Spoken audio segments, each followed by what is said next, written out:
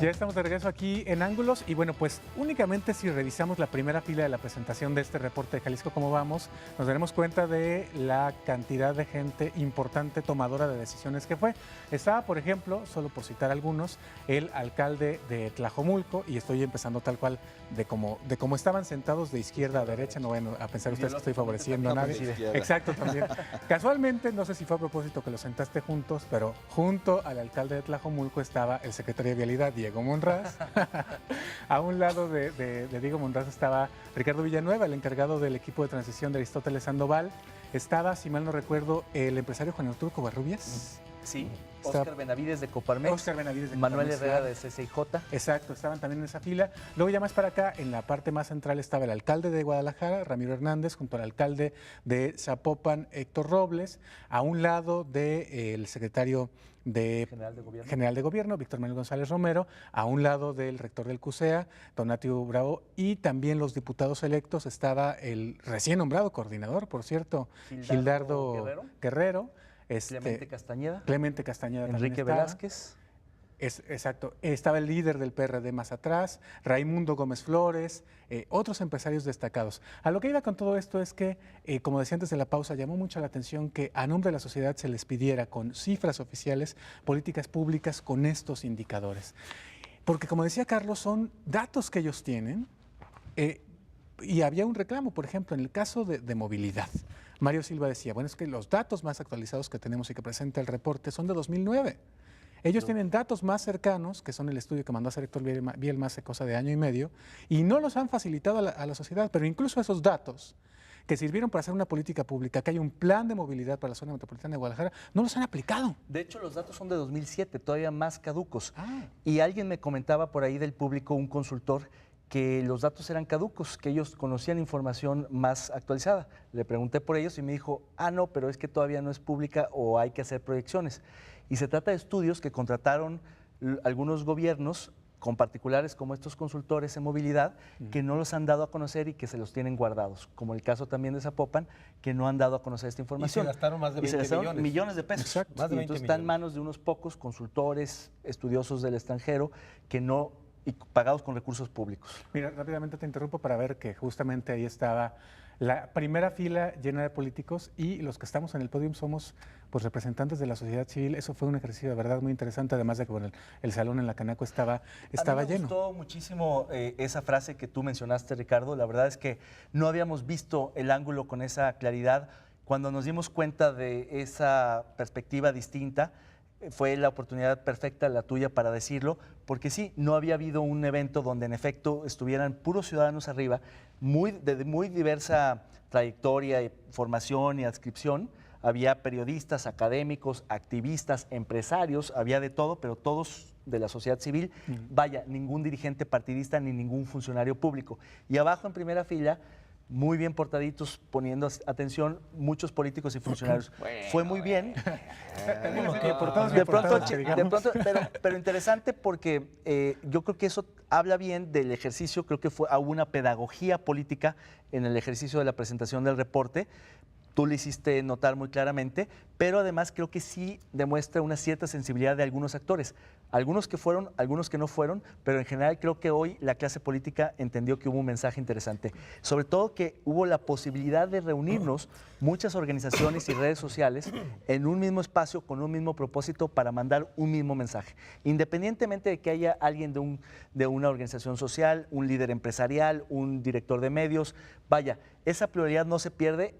Lo que hicimos fue unificar un mensaje a la clase política, sobre todo a los tomadores de decisiones, para decirles, hay datos, queremos políticas públicas informadas y eficientes. Claro, porque también es otro aspecto que llamó la atención y que es muy interesante, que habitualmente en el activismo de repente hay cada quien que trae su causa y luego no se cruzan con las otras causas o no se juntan con los otros. Y estaban aquí los activistas por la niñez, estaban ahí los activistas luchando por las personas que viven en la calle, estaban los que promueven el uso de la bicicleta, estaban los que promueven la acción comunitaria. O sea, también en cuanto a activistas y representantes de la sociedad, estaba representada una sociedad muy diversa, digamos, ¿no? Muy plural, exacto. Y eso es una riqueza fantástica, porque también estaban los empresarios, estaban muchos medios de comunicación. Vaya, había un ánimo muy bonito, sin buscar, digamos, evidenciar nada, sino simplemente mostrar información, hacer un análisis crítico, pero sobre todo convocar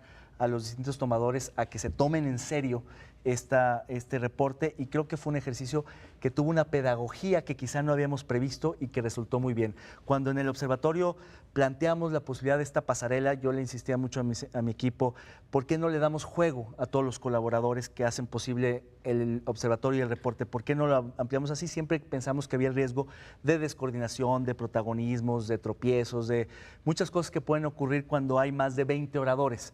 Y sin embargo, pues tomamos el riesgo, lo trabajamos bien, los coordinamos, les pedimos que se ciñeran a sus tiempos, cuál era el mensaje y demás. Muy pocos lo hicieron. Y creo que más o menos resultó bien. Todo el mundo entendió cuál era su papel y finalmente fue muy claro el mensaje de que se trata de una obra colectiva. Este no es un libro de mi autoría o de mi equipo de trabajo, no, es una obra colectiva, es de muchísima gente que ha aportado dinero, ideas, talento, esfuerzo.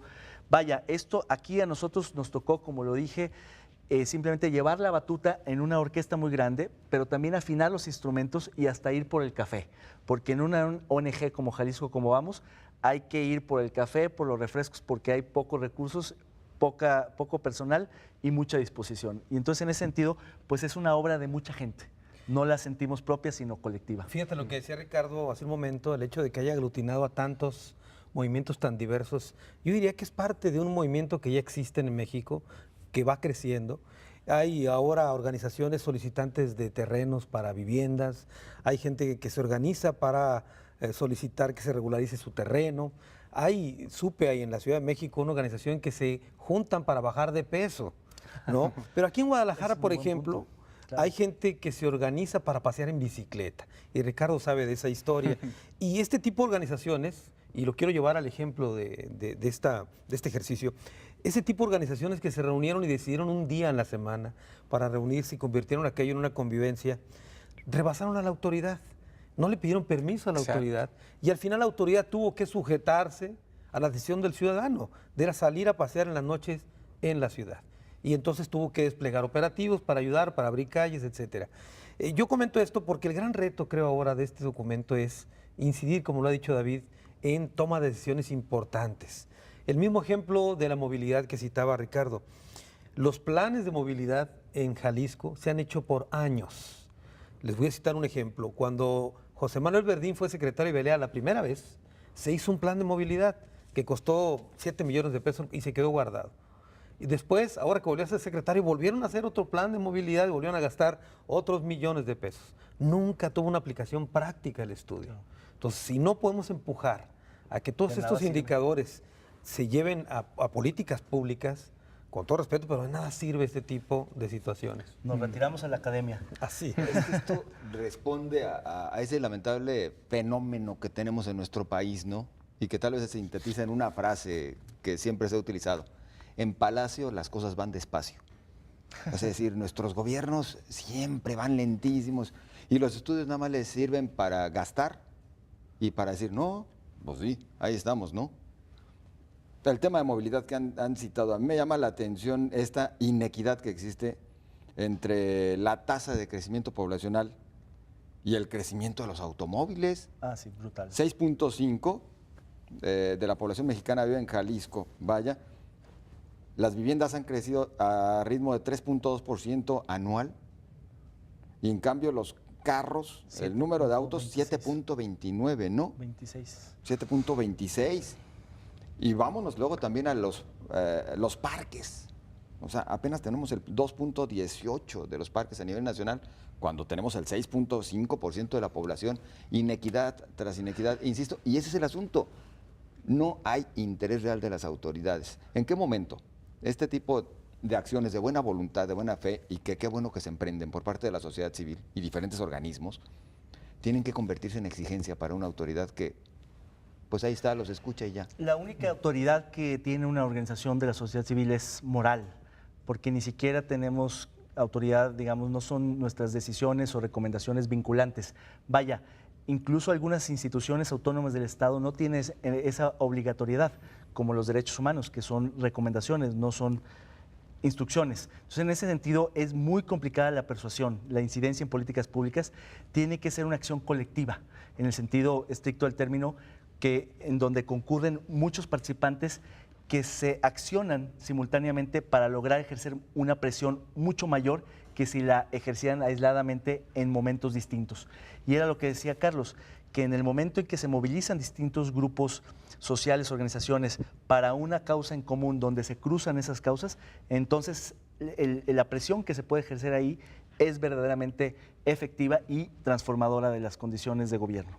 Nos quedan apenas un par de minutos, pero no quisiera dejar de comentar dos datos que a mí personalmente me dejaron con escalofrío todavía 48 horas después. La impunidad, que es que 2.5... Dos de cada 100 delitos Dos de cada 100 delitos se castigan. Pero otra cifra que me brincó más, porque era mucho menos conocida de las que da el doctor Guillermo Cepeda Lecuona, es que el 60% de los delitos los cometen el 5% de los delincuentes. O sea que el 5% de los maleantes malosos malosísimos hacen un desgarriate en nuestro estado. Claro, ese es un dato súper contundente porque quiere decir que las políticas de seguridad están mal enfocadas, y lo decía Cepeda, porque estamos persiguiendo a delincuentes menores que se roban autopartes o gancitos en el Oxxo, cuando en realidad es el 5% de la delincuencia total son los que verdaderamente hacen los grandes atracos y los homicidios y las cosas más graves. A ellos tendríamos que estar dirigiendo todo el arsenal del Estado mexicano. Y como esas cifras, el reporte contiene datos interesantísimos sobre cifras que a veces ni sentido, ni digamos, son contraintuitivas, que nos parecen incluso verdaderamente extrañas o contrarias al sentido común, y eso es lo revelador de este reporte, que además son cifras oficiales. Esas cifras son de la PGR, de la PGE, de la Secretaría de Seguridad Pública. Vaya, son cifras que al momento de ponerlas juntas y verlas desde un cierto ángulo, hacen sentido y son a veces hasta contraintuitivas. Claro. Ahora, hemos dicho que tenemos una inequidad bárbara, ¿no? Que el eje vector de todos los capítulos, digamos, de este reporte es ese, ¿no? Que estamos muy mal en movilidad, que estamos muy mal en ecología, que estamos muy mal en cuestiones sociales, que estamos muy mal en reparto de la riqueza, que estamos muy mal en tal, y sin embargo, somos felices. Nos declaramos más felices. A eso iba con el tipo de datos contraintuitivos o paradójicos. Porque en las percepciones, cuando hemos levantado la encuesta de percepción, hemos detectado, y que eso además es consistente con otras encuestas de América Latina, que hay una esperanza de futuro, de que las cosas van a ser mejor mañana, de que vamos a mejorar, aun cuando las condiciones presentes son muy, muy negativas. Y en ese sentido la gente vive, por ejemplo, con estrés económico, pero espera no perder la chamba y quizá mañana encuentre un trabajo mejor. Esas son las paradojas del latinoamericano y del mexicano. Pues yo te diría que, tomando en cuenta esa esperanza, recorta el desplegado donde te felicitaron el próximo gobierno entrante y recuérdaselos ahora que tengan capacidad de decidir y muéstrales ese desplegado. Es público, así que todo lo podremos hacer. Bueno, pues muchas gracias, David, por estar con nosotros y pues mucha suerte con lo que viene ahora para el observatorio. Viene ya la chamba, como decías, de la interpretación de los propios datos que han recabado ya en la segunda encuesta de percepción de calidad de vida. Y me gustaría hacer un anuncio, aprovechando que estamos al aire. El martes 6 de noviembre, en poco menos de un mes, vamos a presentar ya los resultados de la segunda encuesta de percepción ciudadana de calidad de vida para el área metropolitana de Guadalajara. ¿Cómo nos vemos los tapatíos? Segunda parte. Y ahí vamos a mostrar datos muy reveladores, nuevos, originales, que produce el Observatorio Jalisco Cómo Vamos. Datos que podremos comparar con la del año pasado y ver en qué mejoramos y en qué empeoramos. Muchas gracias, David, por acompañarnos. Gracias a ustedes, Carlos, José Ángel, Ricardo. Buenas noches. Gracias, Carlos. Gracias, buenas noches, Ricardo. Y gracias, José Ángel. Muy amables. Estamos por aquí y los invitamos a que se queden en Canal 44 y el 31.2 en Los Ángeles. Hasta la próxima, pásenla muy bien.